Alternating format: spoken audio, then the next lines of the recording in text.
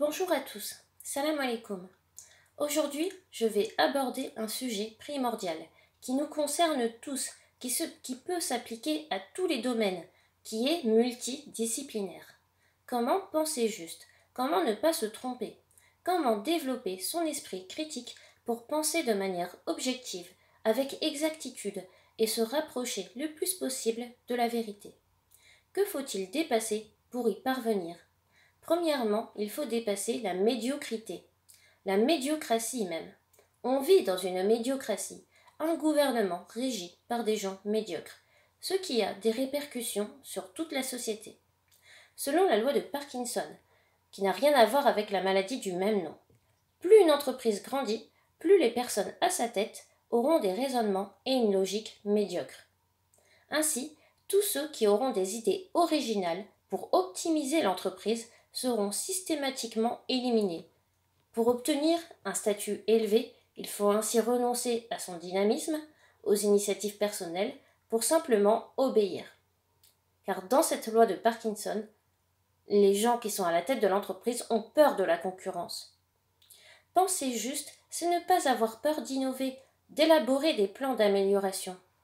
Cette loi peut s'appliquer à l'échelle d'une médiocratie, qui a la volonté de généraliser la médiocrité à toute la population. L'échec scolaire, par exemple, est orchestré et voulu par le gouvernement. Pour penser juste, un élève doit être plus exigeant envers lui-même que le sont ses professeurs. Penser juste, c'est ne pas se contenter du strict minimum, mais c'est se dépasser, développer sa compréhension au maximum. Les phrases qu'on entend très souvent « tu réfléchis trop » ou « il ne faut pas te poser trop de questions » sont des appels à la médiocrité. Éviter les programmes abrutissants tels que la télé-réalité, prendre du temps pour lire, réfléchir et développer sa pensée sont les meilleurs moyens de dépassement personnel, d'accomplissement et d'épanouissement. Penser juste, c'est éviter la perte de temps, ne pas se laisser immerger par toutes les distractions qui endorment l'esprit, le maintiennent en latence et annihilent l'esprit critique.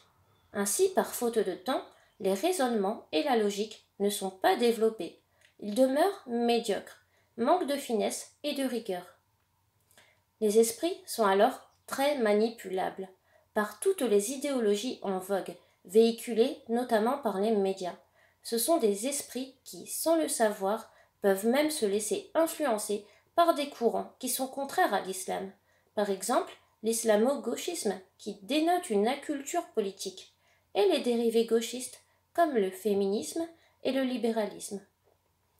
Penser juste, c'est ne pas se laisser influencer, ni par les politiciens, ni par les médias, ni par l'éducation nationale, ni par les patrons, ni par qui que ce soit. Garder un esprit critique pour dépasser toutes ces influences permet de conserver une liberté de penser. C'est une première étape à franchir pour penser de manière réfléchie, objective et juste. Deuxièmement, il faut aussi dépasser le conformisme, l'influence d'autrui, car il y a une erreur de jugement très répandue qui est le fait que la majorité aurait toujours raison. L'expérience de H, effectuée par le psychologue Solomon H, montre comment le conformisme influe sur la pensée humaine. Si 6 personnes affirment que quelque chose est faux, la 7e personne affirmera la même chose dans 60% des cas. Et si jamais la 7e est la seule à dire vrai, sous la pression des 6 autres et leur moquerie, elle admettra s'être trompée dans 30% des cas. Pour dépasser cet obstacle à la pensée juste, il est important de prendre conscience que l'influence d'autrui peut altérer son jugement. Et d'ailleurs, la majorité n'a pas toujours raison. Si la majorité est corrompue ou de parti pris, combien de minorités dans l'histoire ont eu raison contre la majorité? Pensons aux prophètes, que la paix soit sur eux. Pensons aux savants qui avaient des idées controversées, comme Copernic et Galilée. Ce n'est pas la majorité qui dicte ce qui est exact ou non, c'est la logique. Une démonstration réfléchie et raisonnée, approuvée par une minorité, a plus de poids qu'un avis subjectif minoritaire. Différents exemples montrent que la majorité peut avoir tort. Un peuple majoritairement polythéiste, un peuple majoritairement athée, un peuple majoritairement homosexuel, un peuple majoritairement obscurantiste, bloquant le savoir. La liste est non exhaustive. Penser juste, c'est dépasser le poids de la majorité. C'est remettre en question les codes de notre propre contexte socio-culturel.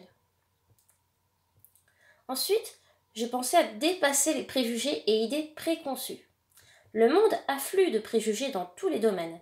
Par exemple, il peut s'agir de se faire une opinion d'une personne sans prendre la peine de la connaître, d'avoir une mauvaise opinion d'un inconnu simplement parce que quelqu'un nous a parlé de lui en mal. Ainsi, beaucoup de gens n'apprécient pas des personnes qu'ils ne connaissent même pas. Leurs opinions se construisent sur la base de rumeurs. Il s'agit de porter un jugement hâtif sur une personne, un fait, sans l'avoir analysé, en se basant sur une seule version.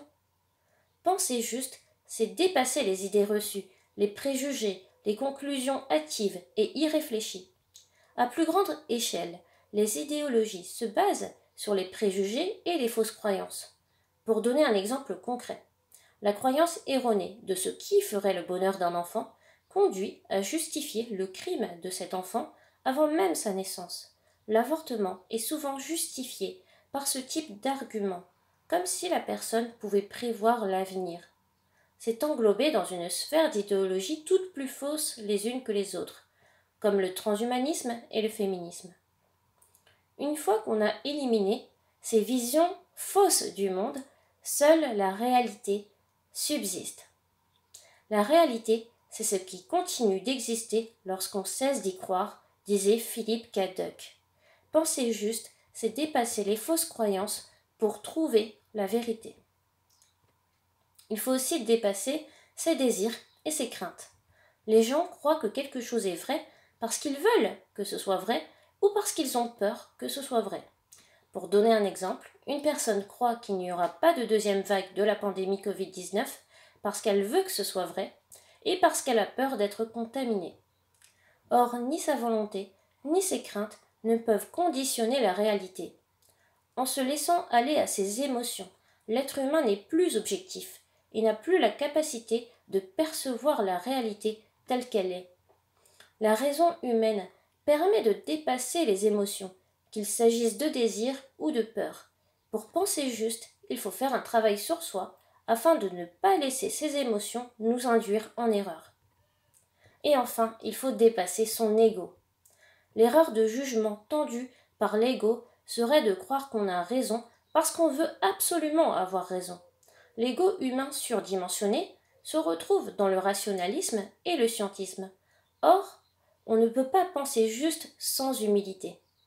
Penser juste, c'est avoir conscience de ce qu'on est, un humble mortel, avec ses limites intellectuelles, prendre pleinement conscience que la logique humaine est imparfaite et ne peut donc pas tout saisir, c'est simplement regarder la vérité en face. Penser juste, c'est savoir qui on est, avoir conscience de ses limites. Pour conclure, penser juste, c'est développer son esprit critique, en remettant en cause les établis d'une société, en déconstruisant les idéologies. C'est indispensable mais insuffisant, car penser juste, c'est avant tout se dépasser soi-même. Je vous remercie énormément de m'avoir écouté. Je vous invite à vous abonner, à liker, à commenter et à partager. Merci beaucoup. Que Dieu nous permette de penser toujours juste, que Dieu nous évite de nous tromper. Amin, amin. À bientôt. Salam alaikum.